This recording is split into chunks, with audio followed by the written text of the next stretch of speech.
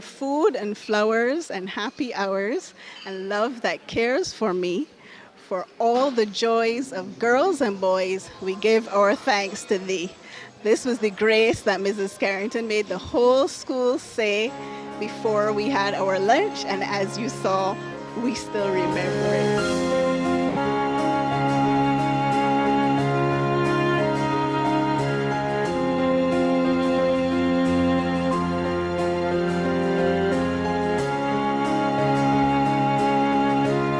There are some teachers who've left such an impact on their students' lives that long after graduation, these teachers are remembered and cherished. Avis Carrington is one of those teachers. Unlike a lot of the kids today who don't want to remember our teachers, I think that we remember them fondly because we had a great relationship with them. In the days when I went to Mrs. Carrington, we were in the house. It was before the school was built in the back. So we were part of the household. You went into the kitchen. She kind of kept you downstairs, but you would always get away and be part of the house. No nonsense, and she got the job done. Miss Carrington has always been special to us. She was a wonderful teacher. As I was telling Cheryl, when we went into Miss Carrington, it wasn't like going to school. It was going like from your home to another home. And she always made you feel like if you were special. The school was an extension of the Carrington household. Of course, the figure of Avis Carrington towered mightily over the entire school. She was a formidable figure, and it was a place where discipline certainly obtained. Miss Carrington was first class. There's no doubt about it. To remain in teaching for 70 plus years, to have young children shouting and playing and romping in your ears, you've got to love it. She is a phenomenal person, and in my opinion, there will never be another like her. Avis left her job of 20 years as a teacher at the St. Giles Boys School to open her own school in her home at number 15 Pine Road, St. Michael. Back then, only 6 children were enrolled, including her 3-year-old son, Ian. What happened really that made me give up my job was my youngest son, Ian. Ronnie and Shelley, they were already at St. Gabriel's at the primary level, and he was the only one at home with a babysitter.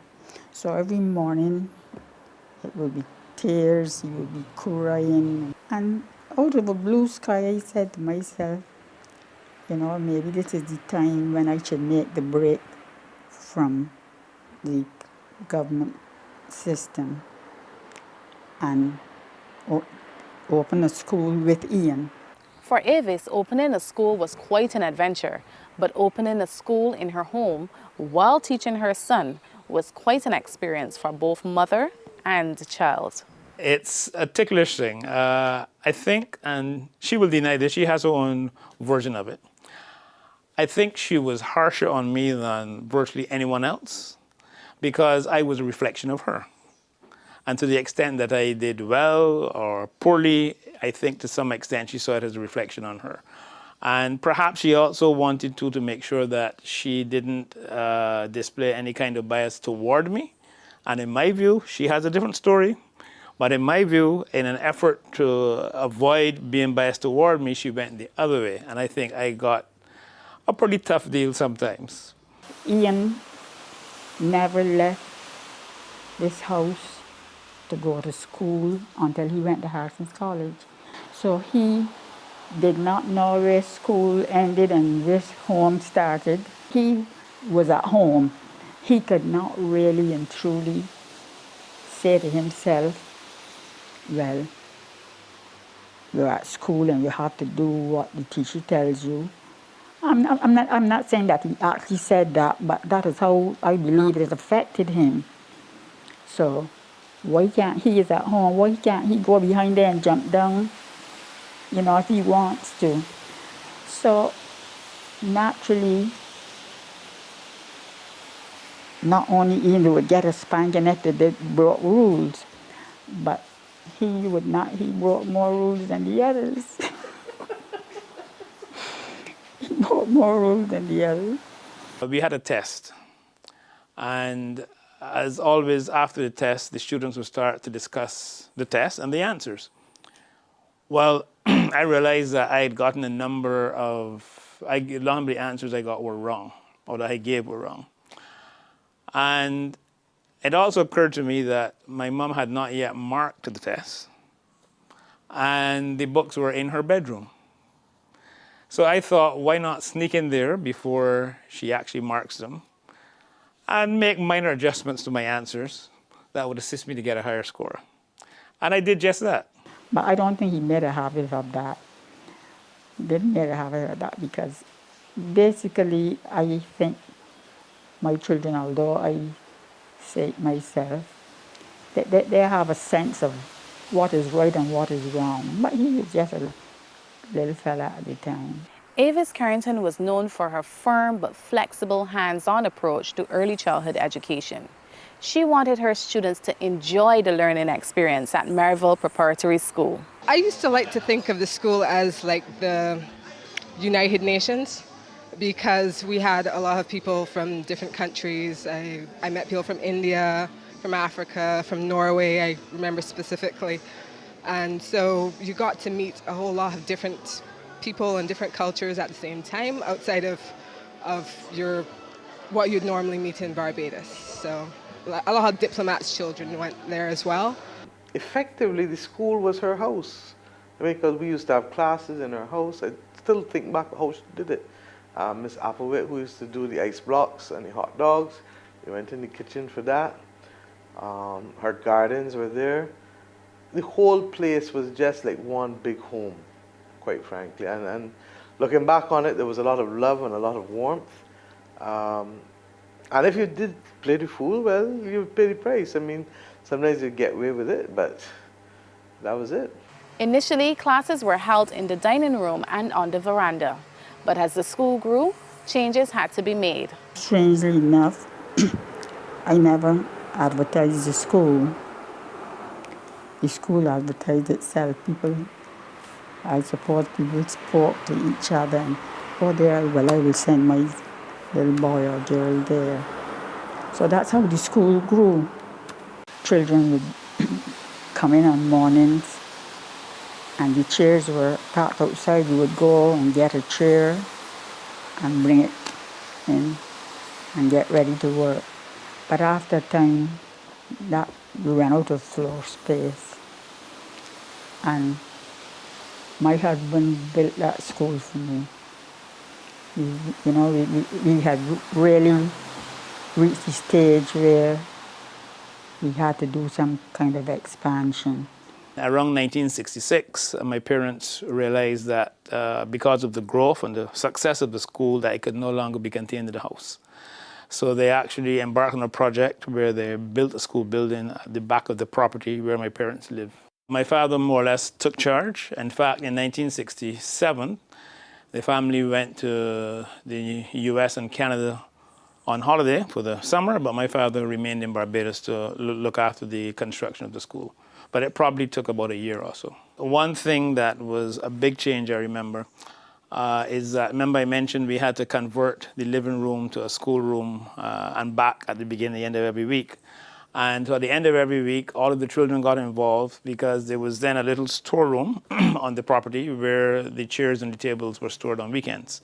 So the last thing the children had to do on Friday evening was to pick up chairs and tables and move them over to this room. That was actually done by some of the kids themselves.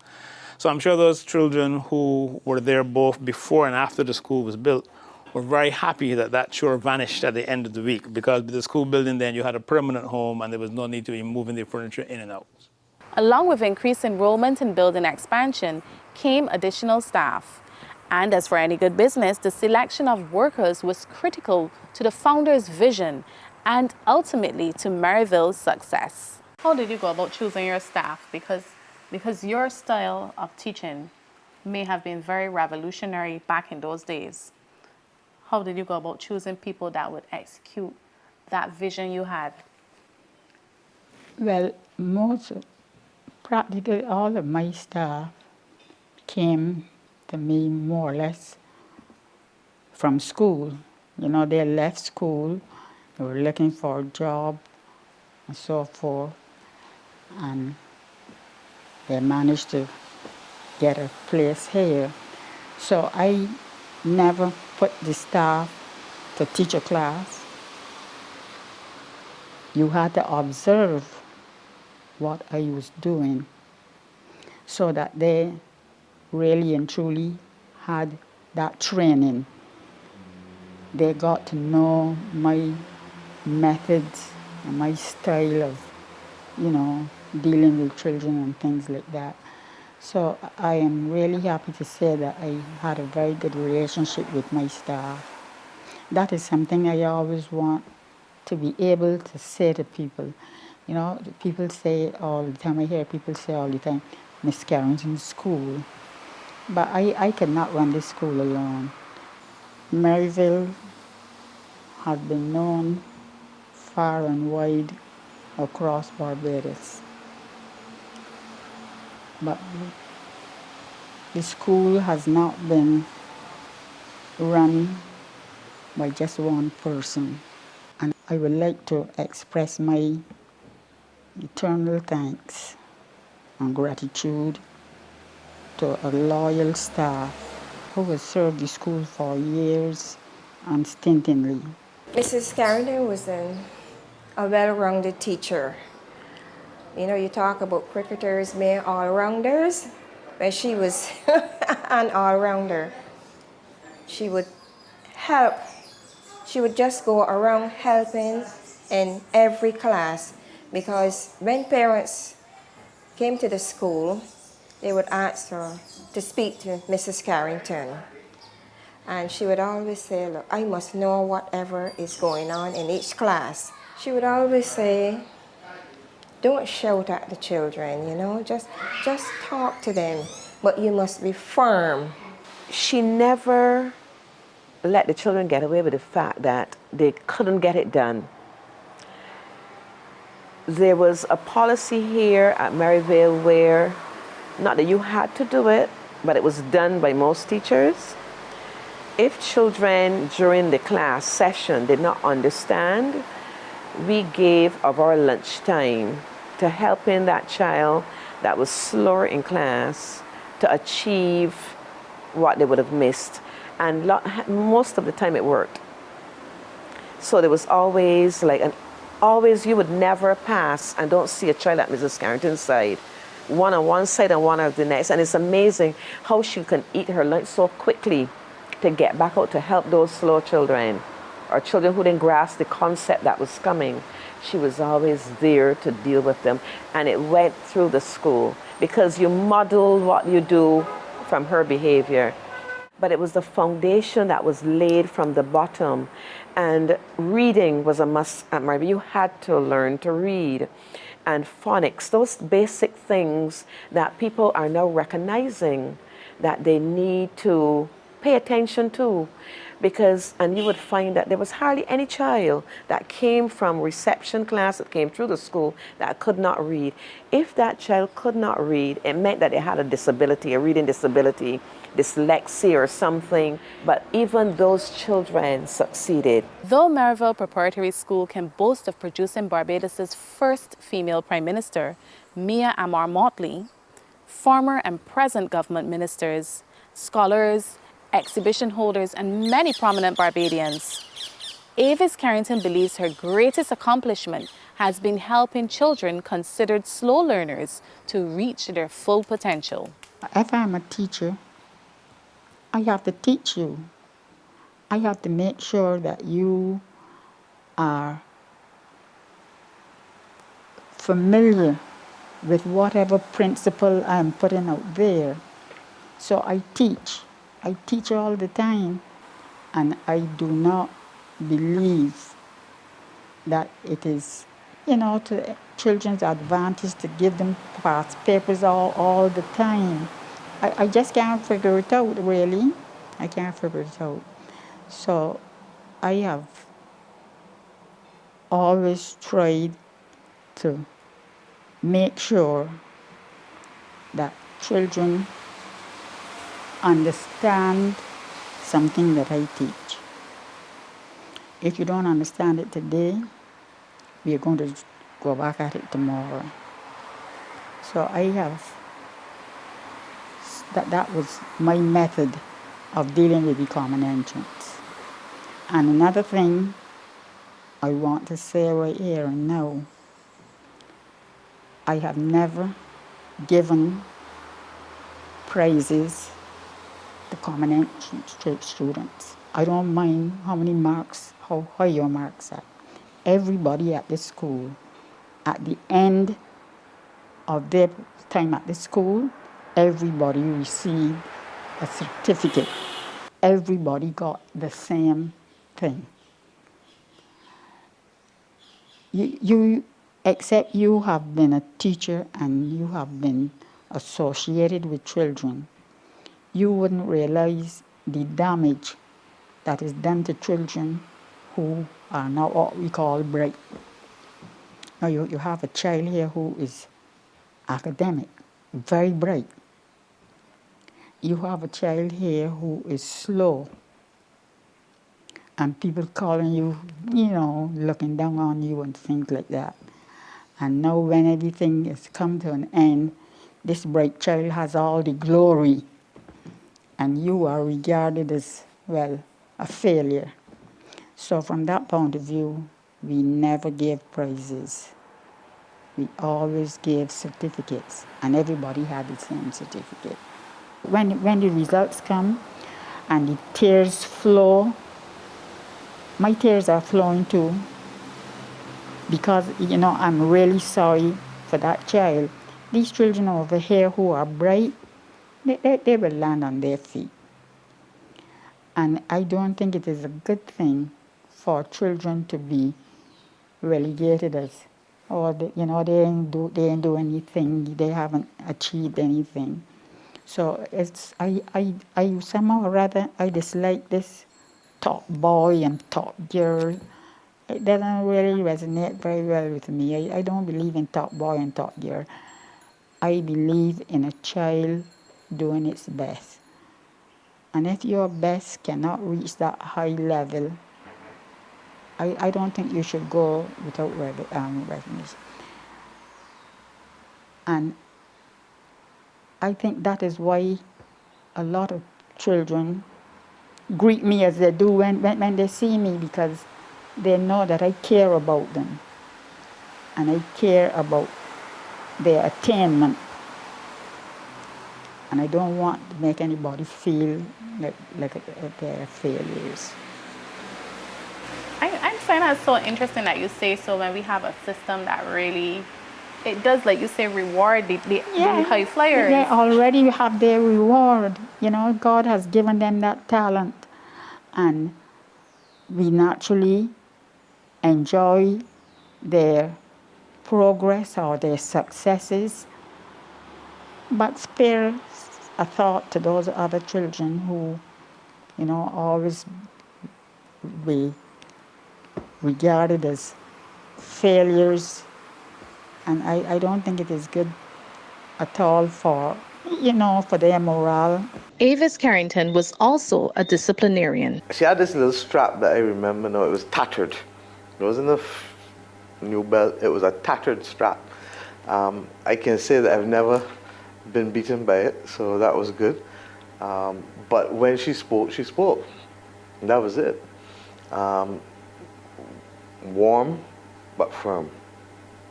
That best describes her. Warm but firm. And she didn't have to shout. I don't ever remember Miss Carrington shouting nothing. So warm but firm. People responded. She had this strap that was a weathered piece of leather that I can still see in my mind. I can still see it right now, all these years later. Everybody did. That was standard. Mostly out of love. I had a little bit of the strap. Most of the boys did. It was what it was. I wouldn't say that I was a problem child or anything, but, boys will be boys. A lot of the times the boys got into trouble. We were told to have to sit down through the lunch hour, but we made it through. And I found that Miss Carrington was very accommodating, where realizing that children needed to, a release. And I mean a positive release. We skipped, we pitched marbles, we played hopscotch, and boys played with girls. It was no issue. I don't believe in taking a strap and lashing a child. Give them just 2 or 3 lashes and make them realize that they have to really and truly understand the message you're trying to send them. You do not have to be abusive, you don't have to be cruel, but children have to be disciplined. And from that point of view, I think some good slaps have their place. While there were punishments, there were also treats. We had a school bell, which only the persons in the last class, which was class 5, could ring. Only those. So it was a privilege when you went to Mrs. Carrington and asked, "May I ring the bell?" And she'd say, "Sure." And you ran right up to the top of the school and you rang this bell with such pride. The bell thing on mornings and lunchtime was that you can tell children, they wore watches, of course, and knew the time, and they would gather close to the bell to see who would get it first. But what I noticed about Mrs. Carrington, if one person was constantly getting it, she would say, "Okay, let somebody else do it this morning now." And they rang the bell, both lunchtime and in the time if there was something to be done. Children would actually volunteer and hold their hands up. They wanted to go. But if you were naughty, she would tell you straight no. Ice blocks. Never thought that you would enjoy ice blocks in foil so much. But we're still talking about it to this day, and she used to make them every day for everybody who wanted them in the school. That is our Mrs. Carrington.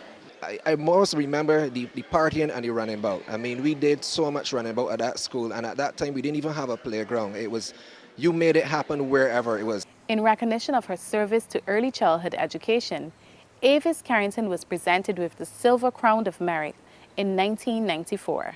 A government official phoned me and said that they had selected me to receive an award. I was totally surprised. I didn't really feel that I was really worthy of such recognition. And I felt honored, of course. And when the official spoke to me, in all humility, I accepted. This country has been fortunate to have Avis Carrington as one of our citizens and one of the builders of this nation. When we build a nation, we're not building blocks physically somewhere. We're literally raising a family of citizens. We're raising people. And in her instance, her role in nurturing tens of thousands of Barbadians has been perhaps one of the greatest contributions in the post-independence Barbados, and even pre-independence, because she started before then, in terms of the building out of the Barbadian that we know, the Barbadian that we respect, the Barbadian that we want to be again. And the truth is that she and others like her are the ones who we have to give thanks for. So to that extent, Avis Carrington is one of those giants of Barbados, and we owe her a significant debt, because she didn't treat it as a job. For her, it was a passion and remains a passion. 50 years after opening Maryville Preparatory School, Avis Carrington decided to close its doors. It was such a sad occasion, because I think I mentioned before that it was like a big family. And the teachers just didn't want to leave Mrs. Carrington or the children. We grew so accustomed to working there. It just didn't feel right, but It had to happen at some point in time because the numbers had dwindled significantly. So Mrs. Carrington made that decision to close the school. I closed the school after about 50 years, and I was then 90 years old. And it was hard for me to retire. My children didn't let me forget that they wanted me to retire. And I could see their point of view. And I realized that the time must come when, you know, you have given your service more or less to your country, and then you have to sit back and let life go on.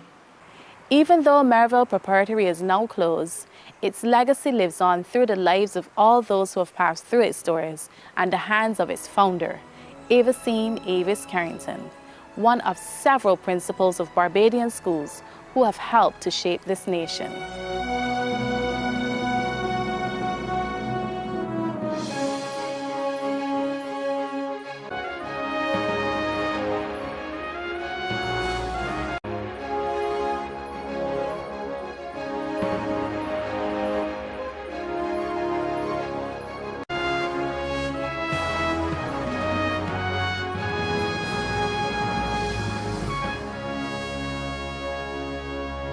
You can find more government information by visiting our website, gisbarbados.gov.bb.